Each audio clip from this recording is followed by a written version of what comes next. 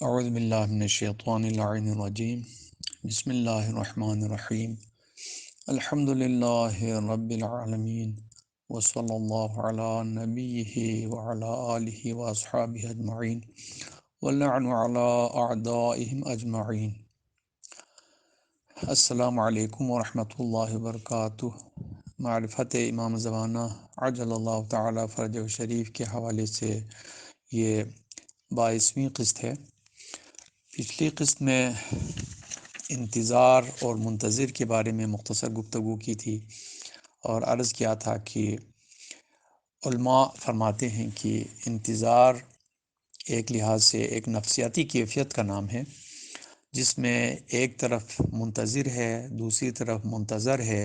اور درمیان میں وجہ انتظار ہے۔ منتظر یعنی انتظار کرنے والا، منتظر اگر وہ شخصیت ہیں تو وہ شخصیت، اگر کوئی واقعہ ہیں وہ واقعہ، اگر کوئی حالات ہیں تو وہ حالات جس کا ہم انتظار کر رہے ہیں۔ آپ اگر کسی دوست کے آمد کے منتظر ہیں تو آپ کا دوست آپ کا منتظر ہے۔ آپ اگر اپنے بچوں کے امتحانات کے نتیجے کا انتظار کر رہے ہیں تو آپ منتظر ہیں اور امتحان کا نتیجہ منتظر ہے۔ اسی طرح سے تمام معاملات میں۔ تو وجہ انتظار کیا ہے؟ وجہ انتظار وہ درمیانی رابطہ ہے جو منتظر کو منتظر سے ربط دیتا ہے، اور یہی چیز ہے جس کی وجہ سے انتظار کا مفہوم تبدیل ہو جاتا ہے۔ ہر شخص کے انتظار کی نفسیات جو ہے نا وہ دوسرے سے مختلف ہو جاتی ہے۔ تو جو لوگ چھوٹی چیزوں کے منتظر ہوتے ہیں تو ظاہر ہے ان کی ذہنی کیفیت اور ذہنی سطح کے لحاظ سے ان کو اس انتظار کا اتنا فائدہ نہیں حاصل ہو سکتا، لیکن جو بڑے امور کا انتظار کرتے ہیں تو ظاہر ہے اسی حساب سے ان کو اس انتظار کا فائدہ بھی زیادہ سے زیادہ ہو جاتا ہے۔ تو اس لیے یہ سمجھنا سب سے پہلے انتہائی اہم ہے کہ ہم کس فلسفے کے تحت انتظار کریں، یعنی ہم امام عجل اللہ تعالی فرجہ شریف کے ظہور سے کیا توقع کر رہے ہیں؟ کیا صرف یہی توقع ہے کہ امام جب ظاہر ہوں گے تو ہماری حکومت قائم ہوگی، یعنی شیعوں کی حکومت قائم ہوگی، اور جس طرح سے اس وقت ظالمین کی حکومت میں ان کے جاننے والے، ان کے ساتھی وہ دنیا کے مزے لوٹ رہے ہیں، تو جب امام ظاہر ہوں گے تو ہمارے مزے ہوں گے؟ اگر یہ اس قسم کی سطحی فکر ہوگی تو ظاہر ہے ہم انتظار امام زمانہ عجل اللہ تعالی فرجہ شریف سے کوئی بھی مقصد حاصل نہیں کر پائیں گے۔ اسی طرح سے اور بھی بہت سارے نکات اس سلسلے میں ہیں، تو مختصر یہ ہے کہ ہمیں یہ سمجھنے کی شدید ضرورت ہے کہ یہ فلسفہ انتظار کیا ہے، یعنی وہ کون سا الٹیمیٹ مقصد ہے جس کو ہمیں اپنے مد نظر رکھنا چاہیے اور ہم اس مقصد کے حصول کے لیے انتظار کریں۔ اس لیے کہ انتظار کے بارے میں ہمارے پاس جو احادیث ہے وہ انتہائی اہم نکات کی طرف ہمیں متوجہ کراتی ہیں۔ مثلا رسول اکرم صلی اللہ علیہ وسلم سے روایت ہے کہ افضل اعمال امتی انتظار الفرج، میری امت کا افضل ترین عمل انتظار فرج ہے۔ پیغمبر خدا صلی اللہ علیہ وسلم نے فرمایا ہے کہ انتظار ایک عمل ہے، یعنی انتظار کچھ کرنے کا نام ہے، کچھ نہ کرنے کا نام انتظار نہیں ہے۔ اسی لیے آپ نے یہ فرمایا کہ میرے امتی جو بھی اعمال انجام دیں گے ان میں سے افضل ترین عمل انتظار فرج ہے۔ تو انتظار ہاتھ پر ہاتھ دھرے رہنے کا نام نہیں ہے بلکہ کچھ عمل کرنے کا نام ہے۔ تو یہ پہلی بات تو یہ ہمیں متوجہ ہونا چاہیے ہمیں کہ انتظار صرف بیٹھے رہنے کا نام نہیں ہے بلکہ کچھ کرنے کا نام ہے، عمل کا نام ہے۔ اور اسی طرح سے امام صادق علیہ السلام نے ارشاد فرمایا ہے کہ من مات منکم وهو منتظر لهذا الامر کان کمن هو مع القائم فی فسطاته، تم میں سے اگر کوئی شخص اس حالت میں مر جائے کہ وہ منتظر ہو اس امر کا، یعنی امام زمانہ عجل اللہ تعالی فرجہ شریف کے ظہور کا منتظر ہو، تو ایسا ہے گویا وہ امام زمانہ عجل اللہ تعالیٰ فرج و شریف کے ساتھ ہے اس کے خیمے میں. یعنی اگر کوئی شخص امام کی غیبت کبریٰ کے دور میں امام کے ظہور کا حقیقی طور سے منتظر ہے تو اس میں اور امام زمانہ میں کوئی فرق نہیں ہے، بلکہ ایسا ہے جیسے وہ امام زمانہ عجل اللہ تعالیٰ فرج و شریف کے دربار میں ہیں، ان کے پاس ہیں، ان کے قریب ہیں. اس میں اور امام زمانہ میں کوئی فاصلہ نہیں ہے. جب کہا گیا کہ اس کے خیمے میں ہے تو اس کے معنی یہ ہے کہ ایک لحاظ سے شدید قسم کا اتصال ہے. اگر کوئی شخص کسی دوسرے کے گھر میں رہ رہا ہو، خیمے میں رہ رہا ہو، تو اس میں اور اس شخص میں دوری کا تصور بھی غلط ہے. تو اس کے معنی ہمیں یہ حدیث اس چیز کی طرف متوجہ کرا رہی ہے کہ جو شخص امام زمانہ کا منتظر ہوتا ہے وہ غیبت کے زمانے میں بھی امام سے نہ روحانی طور سے دور ہے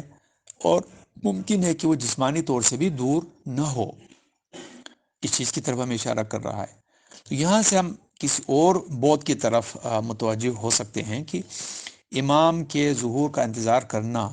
نہ صرف یہ ہے کہ بیٹھے رہنے کا نام ہے، بلکہ انتہائی محنت اور جان فشانی کرنے کا نام ہے. اسی طرح سے امام علی علیہ السلام سے ایک حدیث میں روایت ہے کہ انتظروا الفرج ولا تیأسوا من روح اللہ. ہمارے قائم کے ظہور کے ذریعے سے کشائش یعنی آسانیوں کے حصول کا انتظار کرو اور خدا کی امید سے کبھی بھی مایوس مت ہو جاؤ. یعنی خدا سے امید رکھو اور کبھی بھی مایوس مت ہو جاؤ کہ اب کچھ نہیں ہوگا، اب بس یہی ظلم زیادتی ہوگی، شیطان اور شیطان ماں لوگوں کی حکومت رہے گی، انہی کا دور دورہ رہے گا، اور یہی لوگ کسی دن آپس میں کوئی بڑی جنگ کر کے، مثلا جیسے آج کل تصور ہے کہ ایٹمی جنگ ہوگی اور دنیا اور اس کے اندر جتنی بھی ضروری مخلوق ہے وہ سب ختم ہو جائے گی. تو اس قسم کے خیالات کی اسلام میں گنجائش نہیں ہے. اور جو شخص صحیح منتظر ہے امام زمانہ عجل اللہ تعالیٰ فرج و کا، اس کے لیے اس قسم کی مایوسی کی گنجائش بھی نہیں ہے. تو یہ بھی ایک لحاظ سے انتظار کا ایک ڈائمنشن ہے کہ اگر جو صحیح منتظر ہوگا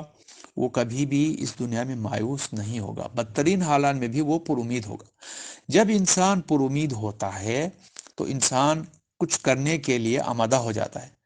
جو شخص مایوس ہو جاتا ہے تو پھر اس کی قوائے عقلی و فکری اور جسمانی سب جو ہے نا وہ مان پڑ جاتے ہیں،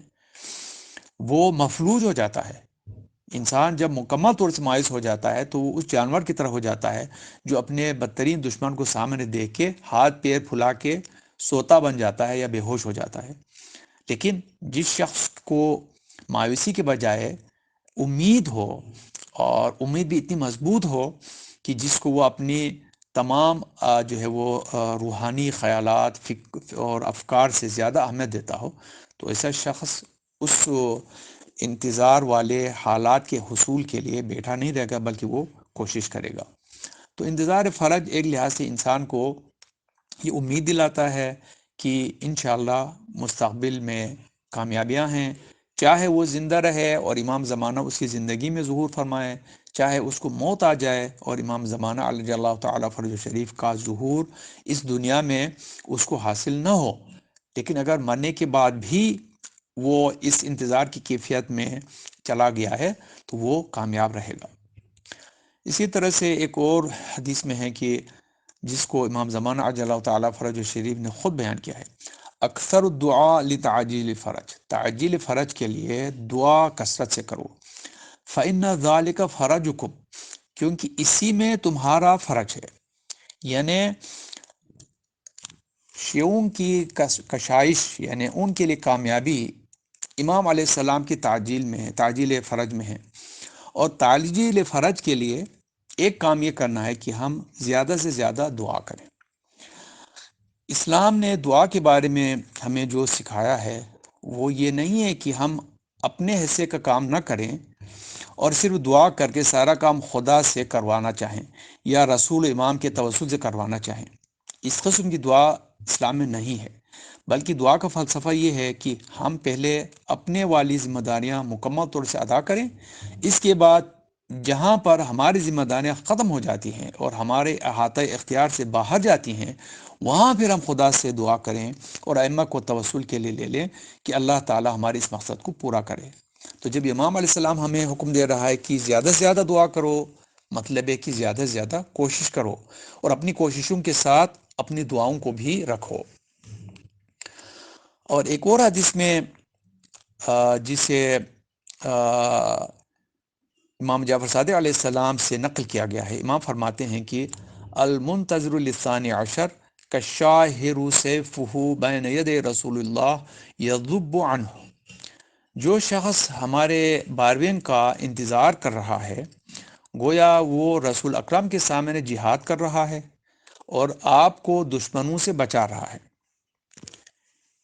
اس حدیث سے بالکل واضح ہو جاتا ہے کہ حقیقی منتظر کوئی عام انسان نہیں ہے، بلکہ وہ ایسا شخص ہے جو ہمیشہ حالت جہاد میں ہے اور حالت جہاد میں بھی انتہائی شدید ترین لمحات میں ہے۔ تصور میں لے آئیں، اگر آپ نے تاریخی واقعات پڑھے ہوں کہ مثلا جنگ احد میں جب دشمنوں نے رسول اللہ صلی اللہ علیہ وسلم کو گھیر لیا اور قریب تھا کہ وہ مل کے آپ کو شہید کرتے، تو اس وقت جو لوگ رسول اللہ خدا صلی اللہ علیہ وسلم کو اپنے دشمنوں سے بچا رہے تھے، ان میں حضرت علی علیہ السلام کے ساتھ کچھ چند اور جانثار تھے، ان کی کیا حالت تھی؟ ان میں سے اکثر جہاد کرتے کرتے شہید ہو گئے۔ جنگ احد میں حضرت علی علیہ السلام کو تقریباً 62 زخم لگے تھے آپ کے جسم میں، نازنین پر۔ تو وہ شخص نہ صرف یہ کہ ثواب کے لحاظ سے ہم تو اس کو یوں لیتے ہیں کہ جی گویا بس ہم انتظار کر رہے ہیں، ذہنی طور سے امام علیہ السلام کے منتظر ہیں لیکن اپنی ذمہ داریاں ادا نہیں کر رہے ہیں، وہ بیٹھے بیٹھے ہمیں اللہ تعالیٰ اس مجاہد کا ثواب عطا کرے گا جو رسول اللہ صلی اللہ علیہ وسلم کو دشمنوں سے بچا رہا ہو۔ یہ ممکن نہیں ہے۔ اس کے معنی یہ ہے کہ جو حقیقی منتظر ہے اس کو شدید کوششیں کرنے کی ضرورت ہے اور شدید محنت کرنے کی ضرورت ہوتی ہے، تب جا کے اس کو یہ مقام و مرتبہ حاصل ہوا کہ وہ امام عجل اللہ تعالیٰ فرجہ شریف کا صحیح منتظر کہلائے۔ اسی طرح سے امام جعفر صادق علیہ السلام سے ایک اور حدیث میں مروی ہے کہ ہوا مفرج القرب عن شیعتہ بعد ضنک شدید و بلاء طویل، وہی یعنی ہمارا 12ویں امام جو اپنے شیعوں کو شدید تنگی اور طولانی بلا سے نجات دیں گے، وہ وہی ہیں جو اپنے شیعوں کو شدید تنگی اور طولانی بلا سے نجات دیں گے۔ یعنی امام زمانہ عجل اللہ تعالیٰ فرج الشریف ہی ہوں گے جو شیعوں کو شدید اور طولانی بلاؤں سے گزرنے کے بعد مکمل طور سے نجات دلائیں گے۔ یعنی یہ ظاہر ہو رہا ہے کہ امام زمانہ عجل اللہ تعالیٰ فرج الشریف کے ظہور سے پہلے شیعہ انتہائی شدید حالات میں ہوں گے، مشکلات میں ہوں گے، لیکن وہ ان مشکلات میں مایوس نہیں ہوں گے، وہ دل چھوٹا نہیں کریں گے، ہاتھ پہ ہاتھ دھر کے نہیں بیٹھیں گے، بلکہ اس طریقے سے جہاد کرتے رہیں گے جس طرح سے وہ شخص جو جنگ احد یا جنگ حنین میں اس وقت جب باقی ساتھیوں نے بھی رسول خدا صلی اللہ علیہ وسلم کو چھوڑ دیا تھا اور آپ نرغ اعداء میں گھرے ہوئے تھے، اس وقت آپ سے دفاع کر رہے تھے اور پرواہ نہیں کر رہے تھے کہ ان کے جسم پر کتنے زخم لگ رہے ہیں، آیا وہ زندہ بھی رہ پائیں گے یا زندہ نہیں رہ پائیں گے۔ تو اپنی جان، مال، آل، اولاد، اپنے تمام دنیا متعلقین سے چشم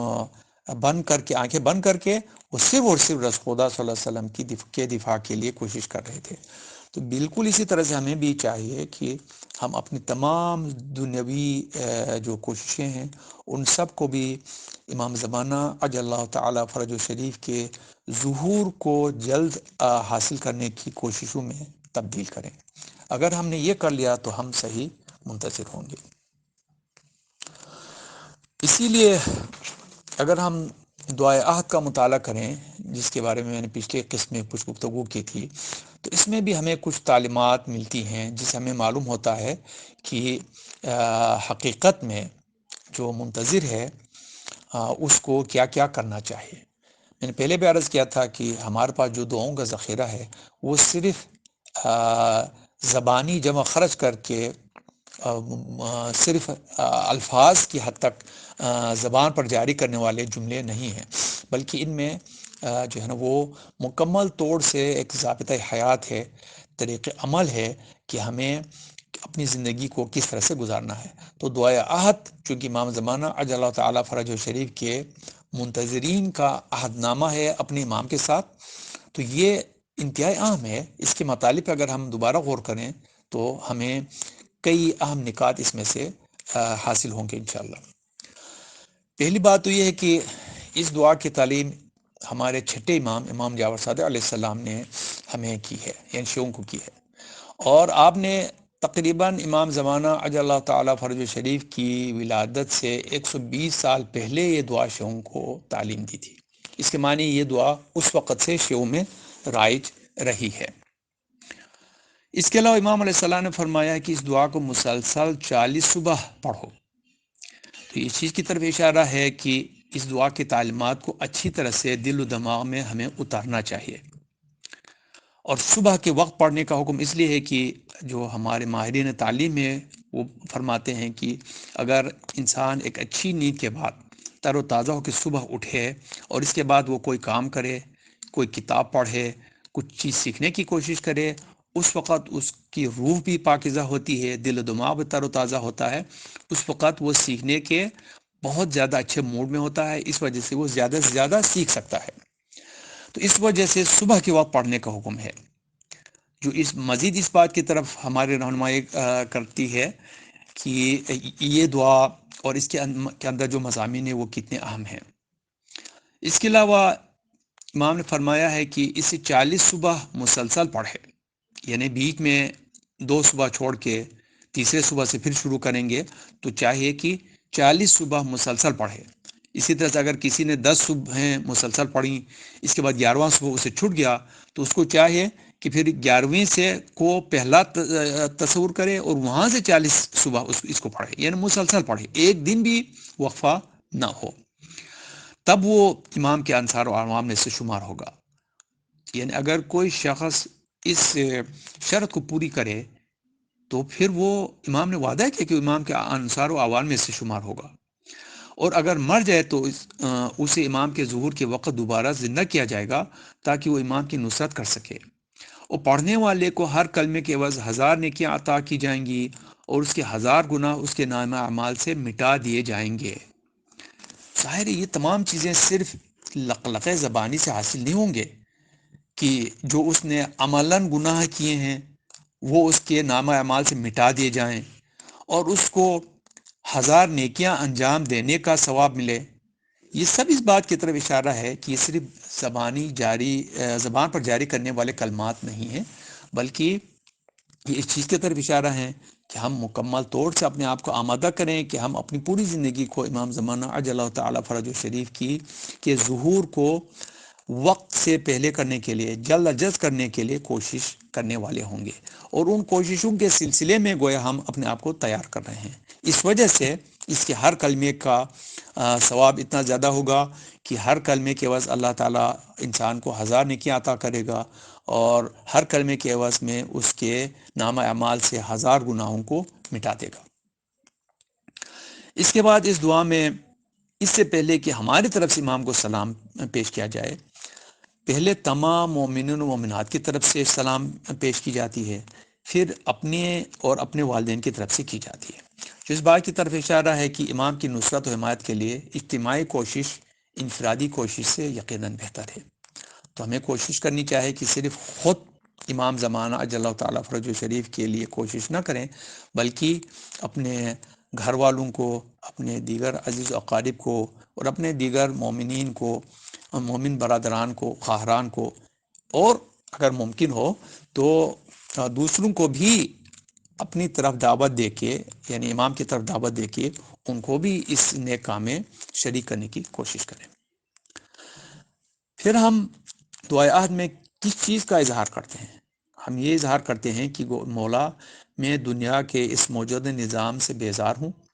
کیونکہ یہ نظام ظلم، فساد اور اللہ و رسول کی نافرمانی پر قائم ہے،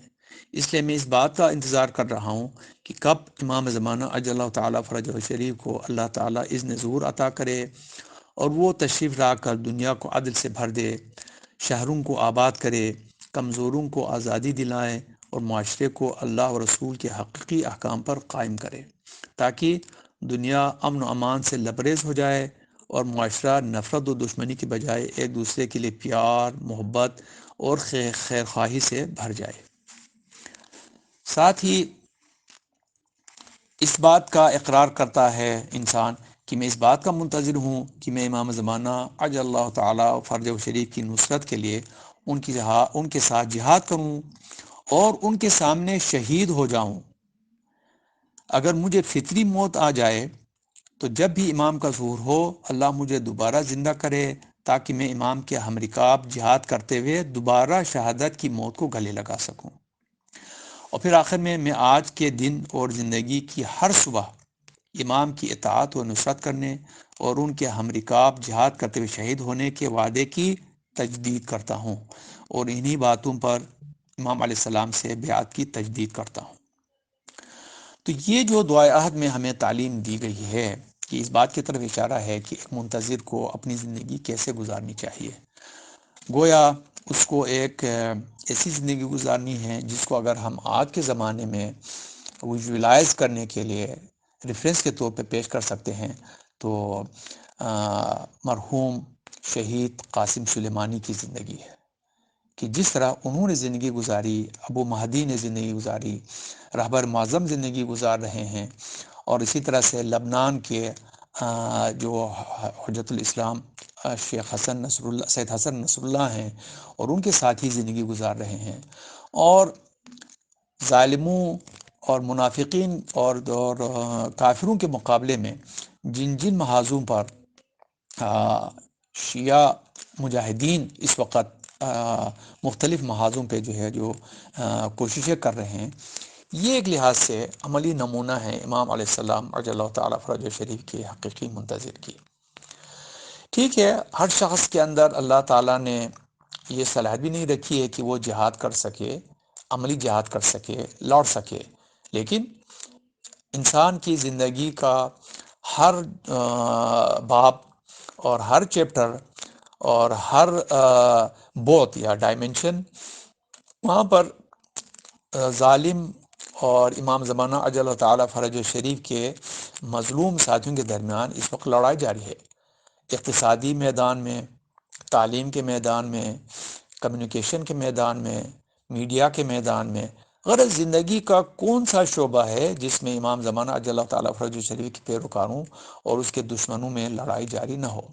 گویا شیطان کے پیروکاروں اور امام کے پیروکاروں میں مکمل طور سے اور مسلسل طور سے لڑائی جاری نہ ہو۔ تو دیکھیں کہ ہم اور آپ کون سی زندگی کے کس شعبے میں امام کے لیے زیادہ مؤثر کام کر سکتے ہیں۔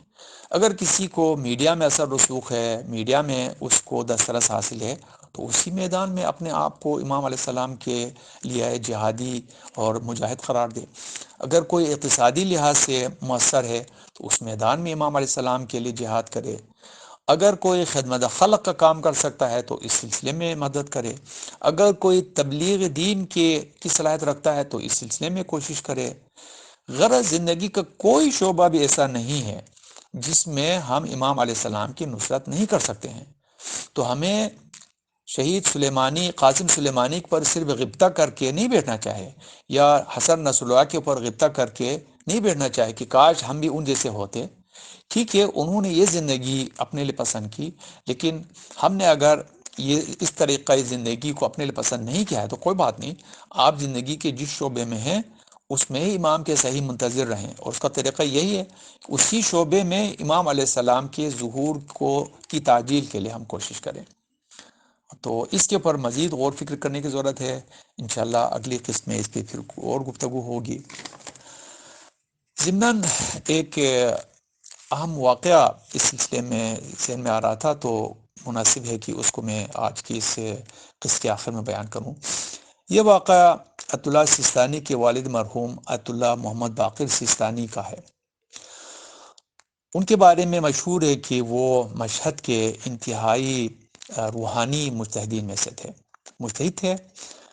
کیا اللہ تعالیٰ کی طرف سے اس خاندان کو توفیقات عطا ہوئی ہیں کہ موجودہ آیت اللہ سیستانی کے والد گرامی بھی مجتہد تھے، آپ خود بھی مجتہد ہیں، اور آپ کا بیٹا بھی ماشاءاللہ ابھی سے اجتہاد کے درجے پہ فائز ہو چکے ہیں۔ تو انہوں نے فرمایا ہے کہ مجھے جوانی میں امام زمانہ اجل اللہ تعالیٰ فرجہ شریف سے ملاقات کی شدید تمنا تھی، تو میں نے امام سے ملاقات کے لیے نظر مانا کہ میں 40 شب جمعہ مشہد مقدس کے مختلف مساجد میں جا کے عبادت کروں گا اور زیارت عاشورہ پڑھوں گا، اور زیارت عاشورہ کو یعنی پورا پڑھوں گا 100 لعن اور 100 سلام کے ساتھ۔ جب آخری شب آیا تو اتفاقاً وہ مسجد جہاں شب بیداری کرنی تھی وہ شہر سے دور تھی، اور جب میں زیارت عاشورہ پڑھنے میں مشغول ہوا اور زیارت تقریباً ختم ہونے کے قریب آیا تو میں نے محسوس کیا کہ مسجد کے اطراف کے گھروں میں ایک نور جھلک رہا ہے۔ یہ نور ظاہری آنکھوں سے نظر آنے والی نور نہیں تھی، بلکہ اس کو صرف دل محسوس کر سکتا تھا۔ تو مجھے یقین ہو گیا کہ امام زمانہ عجل اللہ تعالیٰ فرج شریف تشریف فرما ہو گئے ہیں، یہ ان کے وجود مقدس کی کا نور ہے۔ چنانچہ میں نے جلدی زیارت عاشورہ کو ختم کیا، پھر مسجد سے باہر آیا تو میں نے دیکھا کہ ایک گھر کی طرف سے یہ نور ساطع ہو رہا ہے۔ میں تیزی سے اس گھر کی طرف چلا، جب گھر کے قریب پہنچا تو سنا کہ گھر کے اندر سے رونے کی آوازیں آ رہی ہیں، تو گھر کے باہر کچھ لوگ کھڑے تھے، تو مجھے یقین ہوا کہ لگتا ہے کہ ابھی آج ہی رات کسی کا انتقال ہوا ہے اور یہ لوگ مسجد کے تشییع جنازے کی تیاری میں لگے ہوئے ہیں۔ چنانچہ میں گھر کے باہر موجود لوگوں سے ملا، ان کو سلام کیا، اور ان لوگوں سے میں نے تعزیت پرسی کی اور گھر کے اندر چلا گیا۔ کمرے میں ایک جنازہ رکھا ہوا تھا اور اس پر سفید چادر ڈالی ہوئی تھی۔ میں نے دیکھا کہ امام زمانہ عجل اللہ تعالیٰ فرج شریف بھی کمرے میں تشریف رکھتے ہیں، مگر امام علیہ السلام کو صرف میں پہچان پا رہا تھا، دوسرے آپ کی طرف سے مکمل طور سے بے خبر تھے۔ یہ ایک لحاظ امام علیہ السلام کی طاقت تکوینی ہے، ولایت تکوینی ہے، جس کے ذریعے سے امام جب چاہتے ہیں اپنے کسی شیعہ کو اجازت عنایت کرتے ہیں کہ وہ امام کو پہچان سکیں۔ چونکہ امام علیہ السلام کی مرضی صرف یہ تھی کہ آیت اللہ محمد باقر سیستانی ہی ان کو پہچان لیں، صرف وہ آپ کی زیارت سے مشرف ہوں، اس لیے صرف ان کو دیکھنے کی صلاحیت حاصل عطا کی تھی، باقی تمام شیعوں کو جو وہاں موجود تھے ان کو دیکھنے کی آپ نے اجازت عطا نہیں کی تھی، اس لیے وہ امام کی طرف متوجہ نہیں تھے۔ میں نے حضرت کی خدمت میں سلام عرض کیا، آپ نے بڑی مہربانی کے ساتھ میرے سلام کا جواب دیا۔ اس کے بعد آہستہ آواز میں، جسے صرف میں سن سکتا تھا، فرمایا کہ ملاقات کے لیے اتنے چلے کاٹنے کی ضرورت نہیں ہے، بس اس خاتون کی طرح مسلمان بنے رہو تو ہم خود تمہاری ملاقات کے لیے آیا کریں گے۔ پھر امام نے وضاحت کی کہ یہ خاتون اپنی جوانی کے ایام میں جب رضا خان باحجاب خواتین کے سروں سے زبردستی چادریں چھین لیتا تھا، 7 سال تک گھر سے باہر نہیں نکلی تھی کہ کہیں اسے کوئی بے حجاب نہ کرے۔ آج ان کا انتقال ہوا ہے اور میں اس کی تشییع جنازہ کے لیے خود حاضر ہوا ہوں۔ اس واقعے کو شیخ مسعود علی، جو کہ حوزہ علمیہ قم میں سطوح عالی کے استاد ہیں، یعنی اعلیٰ سطح کی کتابیں پڑھائی جاتی ہیں، مقاصد وغیرہ، اس کے استاد ہیں، انہوں نے ایک ایرانی ٹی وی چینل کے ساتھ گفتگو کرتے ہوئے بیان کیا تھا، تو اسی حصے کو انہوں نے کلپ کے طور پہ یوٹیوب پہ ڈالا ہوا تھا، میں نے وہاں سے سن کے نقل کیا ہے۔ اس سے پہلے بھی میں سن چکا تھا کسی دوست سے کہ آیت اللہ سیستانی کے والد مکرم بھی امام زمانہ عجل اللہ تعالیٰ فرج شریف کے خدمت اقدس میں شرف یاب ہو چکے ہیں، لیکن اس ویڈیو کو میں نے سنا تو میں نے تفصیل سے یہ سارا واقعہ خود ہی سن لیا، مناسب سمجھا آپ سب کے ساتھ بھی شیئر کروں۔ اس واقعے میں بھی ہمیں کیا پیغام مل رہا ہے؟ پیغام امام کی طرف سے یہ مل رہا ہے، صرف مسلمان ہونا کافی نہیں ہے، صرف مومن ہونا کافی نہیں ہے، بلکہ امام کی انتہائی حد تک ہمیں پیروی کرنے کی ضرورت ہے، شدید ترین طریقے سے امام کی پیروی کرنے کی ضرورت ہے۔ اگر ہم شدید ترین طریقے سے امام کی پیروی کریں گے تو امام عجل اللہ تعالیٰ فرج شریف خود ہمیں اپنے دیدار کا شرف عطا فرمائیں گے۔ والسلام علیکم ورحمۃ اللہ وبرکاتہ۔